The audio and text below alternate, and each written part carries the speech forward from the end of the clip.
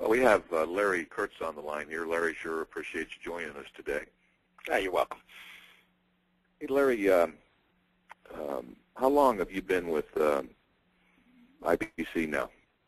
I started with Dave actually at the beginning of the business, and when it was an idea he had, and we kind of built it from there. So it's been over 3 years now. Okay. Can you tell everybody listening what, just as a visual, what your past experience was prior to that?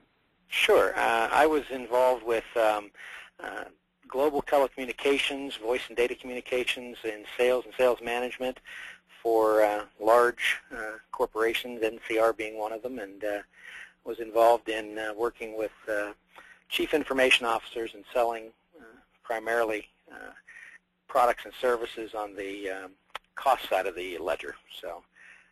Okay, so getting to the C-level was no big deal to you with your experience. It's what I was familiar with, yes. And that's a good start.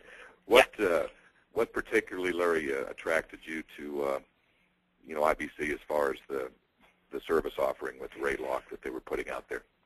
The biggest draw was the fact that it's a lot nicer to pick up the phone and be talking about cost reduction on the cost reduction side of the ledger, as opposed to return on investments that require some kind of capital up front. This was relatively little to no capital up front, and from that standpoint, it was a win-win across the board with the person you're talking to. So it made it a lot nicer conversation and gave me a lot more confidence when I was talking to them, and shortened the sales cycle actually too. Good, thank you. Now I know you have a client example prepared for this brief conversation. Can you kind of break down which retail category of merchant it was and why Sure. you chose that particular target? Sure. Primarily, my focus has been on the hospitality, lodging, and leisure industry, and quite honestly, it's because it tended to be larger accounts, and that's my comfort zone. I like to be with the larger clients and talking to CFOs and controllers. And in some cases, depending upon the size of the business, it can be the actual owner of the business, can be a president or CEO. But for the size I'm talking to, typically it's a chief financial officer that I talk to. And from that standpoint, they tend to be a little bit easier folks to talk to because they're dealing with very brief yet direct facts. Okay, so for your hospitality vertical market, the CFO controllers, the appropriate level and the quickest path to your objective, then, correct? Correct. Yeah. If you start off with a very large client, the CFO will typically send you down to their controller and or to their VP of accounting. So that's the path it takes. Okay. Give me an example of the particular accounts you're speaking to, and you don't need to mention obviously the name, but how did you originally get in? Actually, my experience in this business has been primarily through the phone. I was a direct salesperson before, doing a lot of face-to-face, but I find that I'm also able to do this over the phone. This particular example was strictly over the phone, and it was a strict cold call. There was no referral. As I said, I started out in this business with Dave, where we were just trying out the idea, and there were no clients. And this is in the days when we didn't have good marketing material like we have today, and a website. I don't know if anybody can imagine calling up and saying, when somebody says, "Would you have a website?" and saying no, but that was my response because I had none. Did it the hard way then?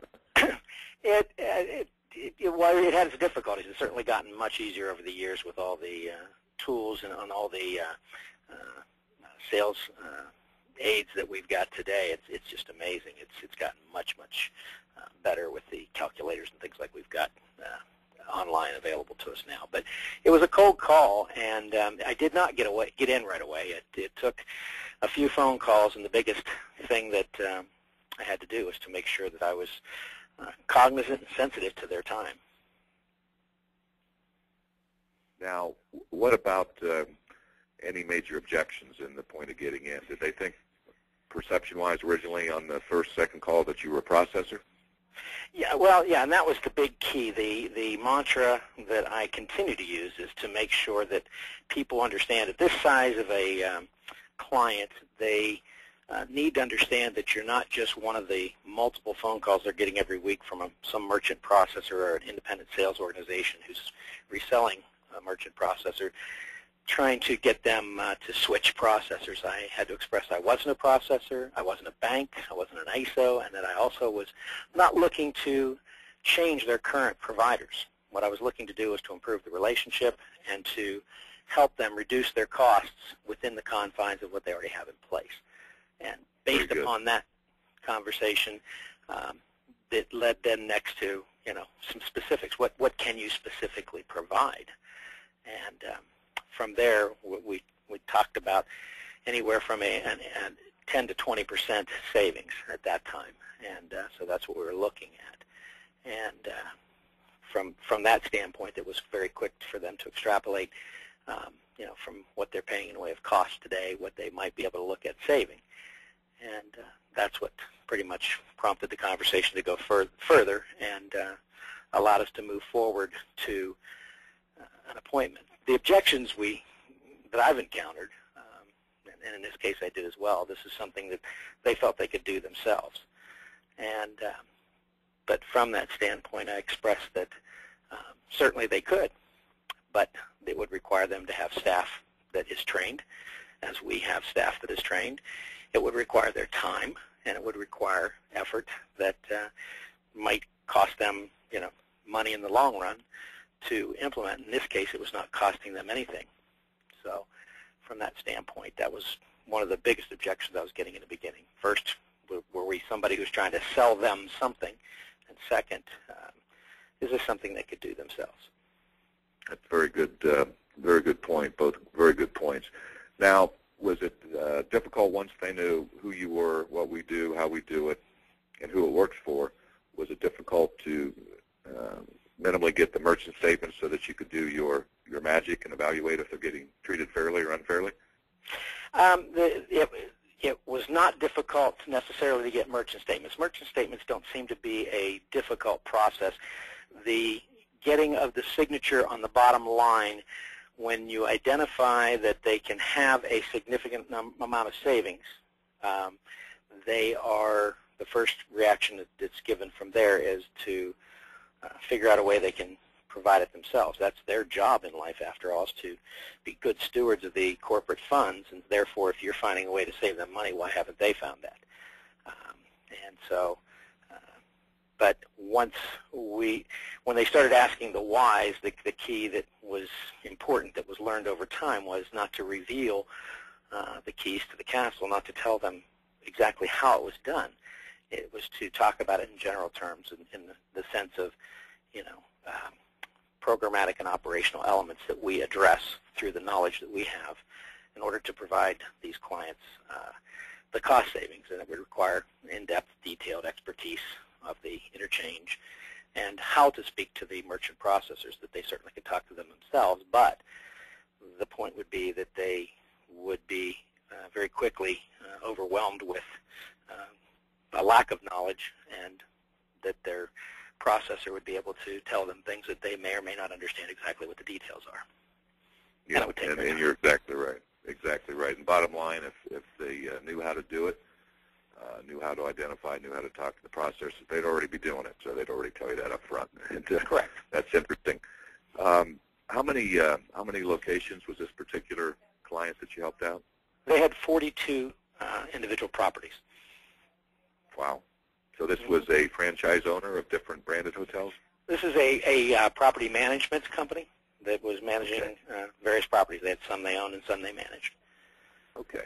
And they've been in the pipeline for a while now as a IBC Maui Raymond client? They were a 3-year contracted client, and excuse me, they're coming up to the close of that 3 years through the beginning of this year, and we're working already on what we can do for them moving forward for an extension of the contract. What's a ballpark, do you think, top of mind, that they might have reduced their cost by since they've been in the pipeline? How much money have they retrieved back from this process?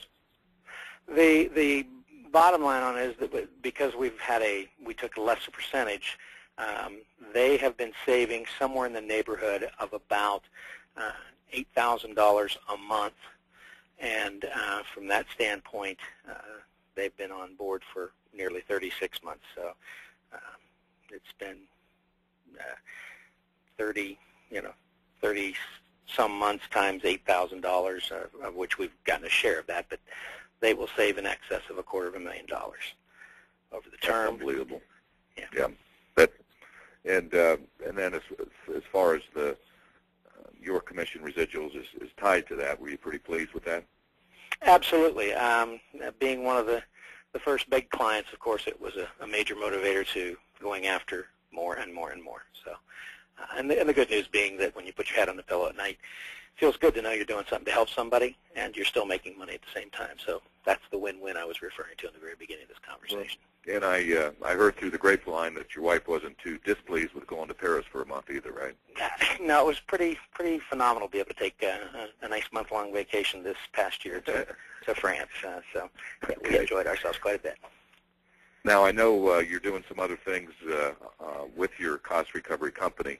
How is this IBC in this particular case, client case, how does it help you in your business in general? Well, because we do have a client base and because we have relationships, it opens up the door in my particular case for my business to offer additional cost recovery services to them to help continue down that vein, not just in credit card processing, but in other aspects that are unique to their business, to the hospitality environment or hospitality vertical, to help them save money. And having had the ear of the chief financial officer before and actually having demonstrated savings of money to them, it just lends itself to then moving forward and saying, okay, let's see what else we can save for you in the way of money.